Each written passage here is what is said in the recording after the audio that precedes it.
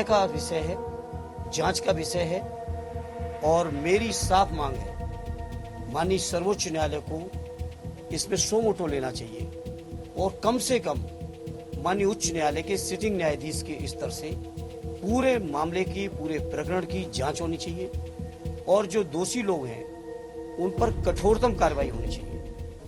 जो घटना हुई पूर्व विधायक मुख्तार अंसारी साहब के साथ, जो उनका निधन हुआ, और निधन ही नहीं, उनके स्वाभाविक निधन होता तो एक अलग बात थी। जिस तरीके के सवाल उस निधन के साथ जुड़े हैं, मैं समझता हूं देश में कभी किसी ने कल्पना नहीं की होगी। लगातार उनके परिवार के लोग न्यायालय में अर्जी लगा रहे थे। माननीय सर्वोच्च न्यायालय तक उनकी अर्जी इस बात को लेकर गई थी कि जेल में रह के वो अपने को सुरक्षित महसूस नहीं कर रहे हैं। और माननीय सर्वोच्च न्यायालय में उत्तर प्रदेश शासन के प्रिंसिपल सेक्रेटरी होम ने एफिडेविट दिया और उनके एफिडेविट पर विश्वास करके माननीय न्यायालय ने डायरेक्शन दिया कि उनकी सुरक्षा और स्वास्थ्य का इंतजाम रखना सरकार की जिम्मेदारी है। जिस बात का सरकार ने एफिडेविट दिया कि करेंगे, लेकिन बावजूद इसके जो परिजनों से मिलने के बाद सभी चीज़ों को जो समझने का मौका मिला, जितना मैं समझा, उनके परिवार में उनके बड़े भाई और इस क्षेत्र के बहुत जिम्मेदार नेता, वर्तमान सांसद भी हैं, पहले भी रहे, कई बार के विधायक आदरणीय अफजाल साहब से बात हुई, परिवार के और साथियों से और लोगों से, परिवार के लोगों से बात हुई, उनके बेटे उमर साहब से हुई, मनु से हुई, सभी लोगों से मिलने के बाद जो महसूस हुआ, मैंने इस तरह के शासन देश में कभी होगा इस बात की कल्पना नहीं की थी कि न्याय का विरक्षा में रहते हुए, जेल में रहते हुए, प्रशासन द्वारा या प्रिंसिपल सेक्रेटरी होम द्वारा माननीय सर्वोच्च न्यायालय में एफिडेविट देने के बावजूद इस तरह से उनकी डेथ हुई है, इस बात की कल्पना कोई नहीं कर सकता था। और जैसा कि घटना दर घटनाएं, मैं समझता हूँ आप सब गाजीपुर के जिम्मेदार साथी हैं, प्रतिनिधि हैं, आप लोगों को मुझसे बेहतर पता होगा। मुझसे भी बहुत सारी चीज़ें, मैं तो कुछ समय उन लोगों के बीच बिताया तो कुछ बातों को जानकारी मिली। आप लोग लगातार उनके बीच रहे होंगे, गाजीपुर के लोगों के बीच रहे, बात की होगी आपने, मुझसे बेहतर आपको पता होगा इस बात को, कैसे कैसे घटनाएं हुई।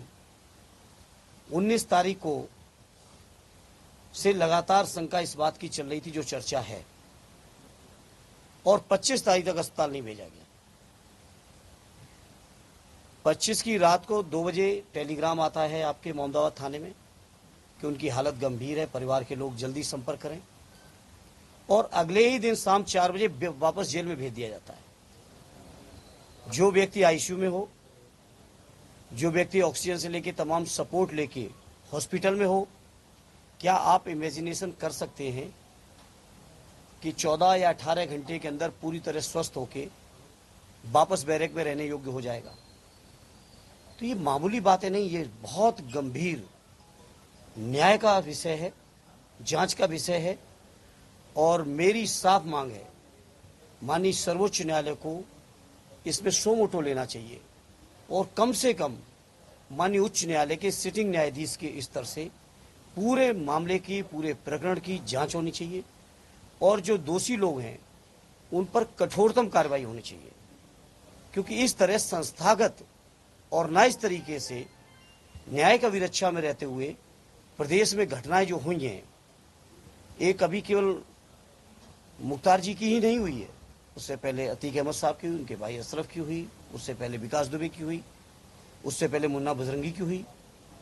लगातार न्याय का विरक्षा में रहते हुए लोगों की जो सुनियोजित और संस्थागत हत्याएं हो रही हैं, ये देश और प्रदेश के लिए बहुत गंभीर चिंता का विषय है।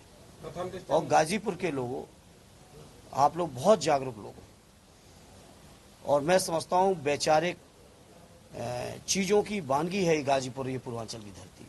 आप लोगों को इन मुद्दों को बहुत गंभीरता से, बिना राग द्वेष के, बिना पक्षपात से, सच्चाई के साथ उठाना चाहिए। मैं आप सबसे अपील करूंगा। प्रथम दृष्टया क्या लगता है मुख्तार अंसारी वाले मामले में? देखिए, मैं जो परिवार के लोगों ने बताया वो मैं आपको बता चुका हूँ। आज आप गए थे अंसारी साहब के घर, क्या बताया लोगों? मैंने यही तो बताया मैंने आदरणीय अफजाल अंसारी साहब को कोट किया आपके सामने।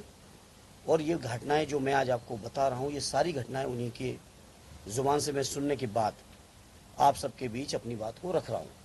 परिवार के लोगों को पूरी की पूरी शंका है कि उनकी ये स्वाभाविक मृत्यु नहीं है। जिस बीमारी का हवाला दिया जा रहा है वो बीमारी स्वाभाविक नहीं है।